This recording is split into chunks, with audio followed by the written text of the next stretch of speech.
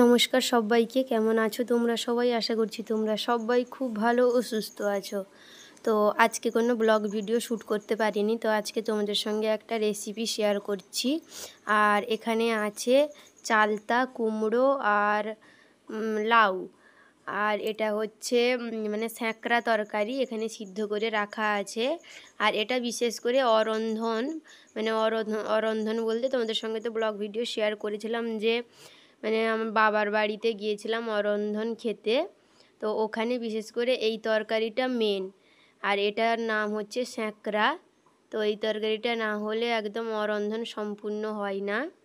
তো এখানে দেখো তেলের মধ্যে শুকনো লঙ্কা আর 5 ফোড়ন দিয়ে দেওয়া হলো, তারপরে সেদ্ধ করা মানে সবজিটাকে ঢেলে দেওয়া হবে। তো ভাবলাম তোমাদের সঙ্গে এই ইউনিক রেসিপিটা শেয়ার করি।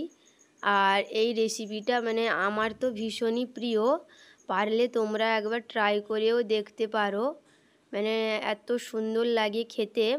আর এখানে মানে ছোঁক দেওয়া হয়েছে, তারপরে এখানে হলুদ গুঁড়ো দেওয়া হলো। আর এই মিশ্রণটা হচ্ছে চালের গুঁড়ো, মানে আতপ চালকে বেটে দেওয়া হয়েছে। আর নারকেল কুড়াও দেওয়া হবে, তারপরে চিনিও দেওয়া হয়।